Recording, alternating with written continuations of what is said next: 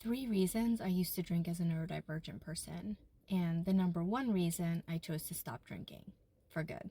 Number one, to quiet my mind. As an autistic person, my brain feels like it's constantly on.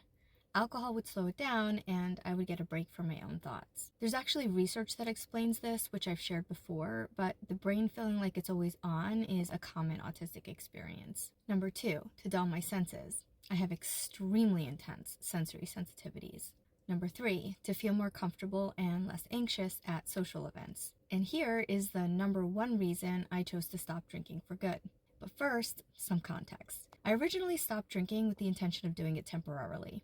I wanted to recalibrate my body, partially because I had gained weight and the weight was making me feel physically uncomfortable all the time, and partially because I realized that drinking had become a regular habit and part of my routine, and I knew it wasn't good for my health. So one day in early June of this year, I made the conscious decision to change my lifestyle. I could talk about how in another post if you'd like to hear more about that, but for 3 straight months, I went without a single drink, and I was feeling better, a lot better. But then, sometime in September, I started to think about reintroducing alcohol. I was trying to decide when and how to do it. And just then, I happened to stumble on a video from a content creator who was talking about her journey getting sober.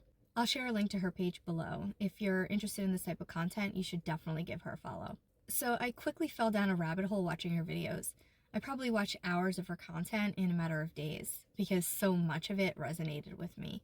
And while watching her videos, something clicked in my brain, and that's when I decided I wasn't going to have another drink again, ever. So here's the number one reason I chose to stop drinking. I realized that I didn't truly enjoy the experience of drinking. This wasn't always the case. When I started drinking in my 20s, I definitely did enjoy it, but this definitely became the case within the last year or so. And when I think back to how I experienced alcohol, especially more recently, I remember that from the moment I took my first drink, it immediately became about how I could continue to feel the things I wanted to feel because of the alcohol. Those 3 things I mentioned at the beginning of this video: a quiet mind, dulled sensitivities, and being less anxious at social events. But really, the first one was the main one, and the reason I was drinking so frequently. So even though that first drink did do those 3 things for me, after having it, I knew it was only a matter of time before it wore off, and I'd be back to feeling mentally and physically overloaded.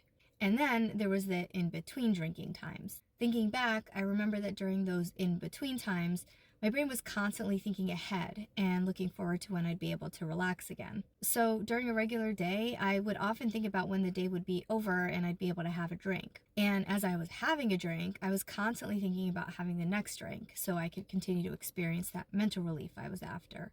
So back in September, as I was thinking about all that, I came to the realization that there truly was no enjoyment in it for me anymore, not even a little. And that's why I decided to stop drinking for good. I really hope some of you find this helpful. This is a topic I've been wanting to cover for a while because there's a significant correlation between neurodivergence and alcohol use. Let me know if you'd like me to talk more about any of this.